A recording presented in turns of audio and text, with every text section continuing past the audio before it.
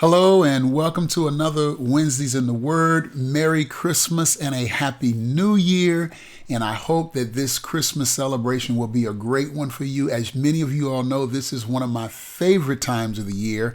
And I know for many of you, this is a great time of the year, but then for many of you, this is probably not the best time of the year. And please know that I am truly praying for you that you would experience the advent of Jesus in 2023 in a way that reflects and echoes the advent that took place some 2,000 years ago.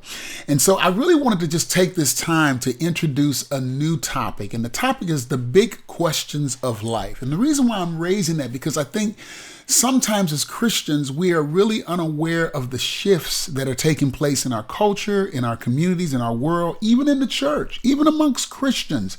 And many times the world is shifting right beneath our feet and we're not aware of it. And so there are actually two questions I want to raise in this video, and it's just an introduction.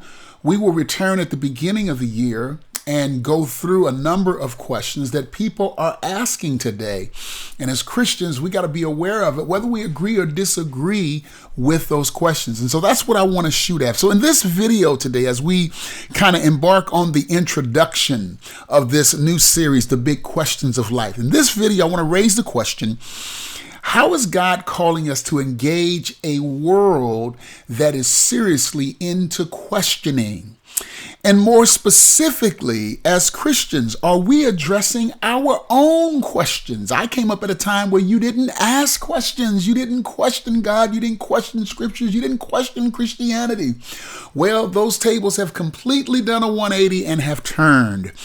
Can we ask those questions? Should we ask those questions? And if we're asking questions as Christians, how do we ask them in a way that is true to our faith and true to the God that has redeemed us and true to the text and the Christian history that we hold true?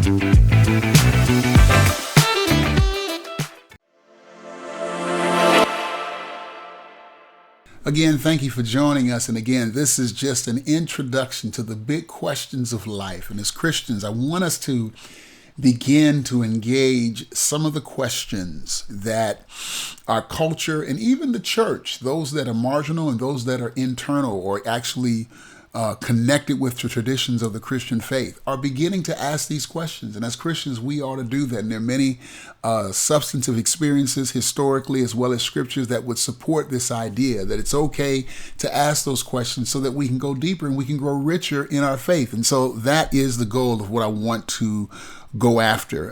Someone said it so well, a writer said it so well, that at this time in history, there's this movement towards secular humanism that really mitigates against this idea of who God is, as well as the institution, the church, or religious institutions. And I think that's definitely true. We're in that culture where people are really pushing into this secular humanism. And I wouldn't say in its literal sense, if you know what secular humanism is, it's a desire to have a life without God. I would say it's more of a religious secularism, because the truth is, even though people are rejecting religion, they're rejecting institutional religion, they have not rejected spirituality. Some 80%, some poll says, are still interested in spiritual things. But there's obviously this serious pushback, at least against traditional religions, traditional faiths, or even the institution like churches or even other religions that stand as an example of what that faith may stand for. And so we want to kind of lean into that and kind of understand that and help us address those questions. And so 4 things that I want to hit very, very quickly that will be a part of this series about the big questions of life that I want us to be aware of. Number one, and first and foremost, again, I kind of alluded to it in the intro, is spirituality.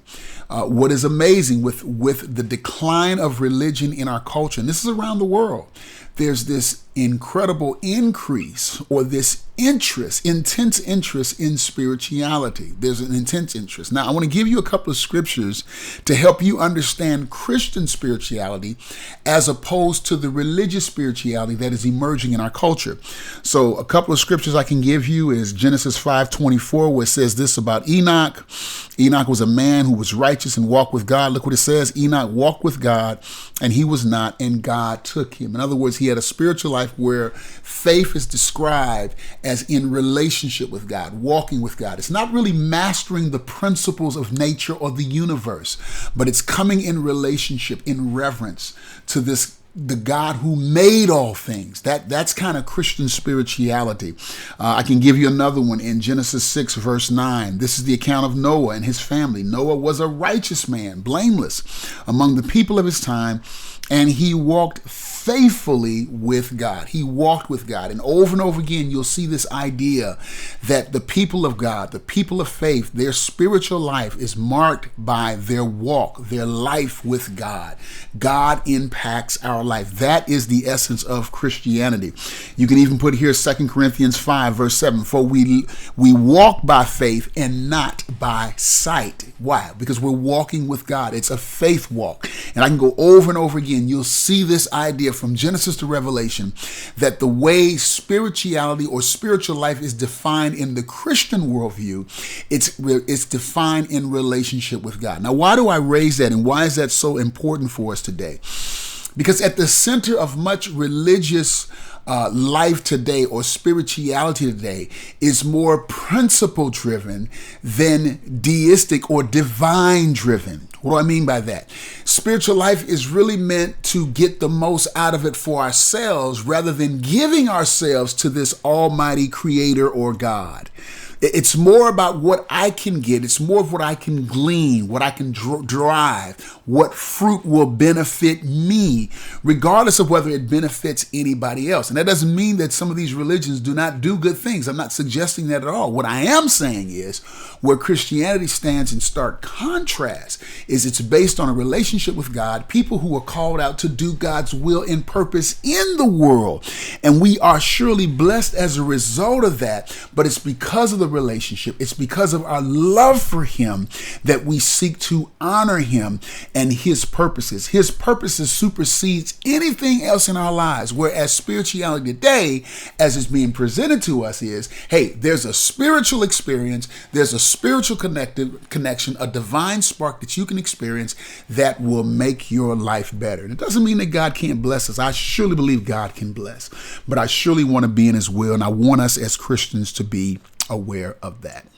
The second issue that we will cover in this series is the issue of exploration. And this is huge because there's this pushback against this idea that particularly the traditional faith, such as Christianity, Islam, or Judaism, that somehow this is something that has been on down from generation to generation, either blindly or mindlessly. Okay? And so you have this idea that, hey, even though you grew up in a certain community, you grew up in a certain tribe, or you grew up in a certain faith tradition, how do you know it's really true unless you investigate it for yourself? And so the assumption is that, hey, you don't want to be indoctrinated into something without knowing fully for yourself whether you embrace or endorse those ideas. And actually, Christianity is not really given in that way, even though some people think it is because it's been around so long. That's not how really Christianity is to be received. A good example is found in Acts 17:11 when it talks about the Bereans. Look what it says. Now these were more noble-minded than those in Thessalonica, for they received the word with great eagerness, examining the scriptures daily to see whether these things were so or true. And so here you see a group of individuals that Paul and his team went down and ministered to, and Paul was making statements about the scriptures, about the Messiah, Jesus Christ, and they were like, okay, you can tell us that, but we're going to examine it for ourselves. That really is the heartbeat of Christianity. It's not meant to be a faith that's passed on down for the purpose of indoctrination, even though many times Christianity has been used in that way. But that as Christians, we have a personal responsibility that when we stand before God, we've got to be able to say that we've investigated the evidence for ourselves and we've come to the firm conclusion that Christ is who he said he is, and we want to follow him to the fullest. There's another example also in John chapter 4, verse 41 and 42, that Samaritan woman that Jesus has a conversation with runs into the city, and she brings the city out to meet Jesus. And look what they say when they come in contact with Jesus. Many more believe because of his word. That is the word of Jesus. And they were saying to the woman, it is no longer because of what you said that we believe, for we have heard, here it is, for ourselves, and know that this one is indeed the Savior of the world. So once again, the scriptures implore us to know for ourselves why we believe what we believe, to have our own experience. Time and time again, I can go through numerous experiences that this is the Christian way. This idea of simply blindly accepting somebody else's faith because that's what mama did, that is so contrary to what Christianity is. So actually, I would agree with that pushback that we do need to be more exploratory, at least in understanding our faith.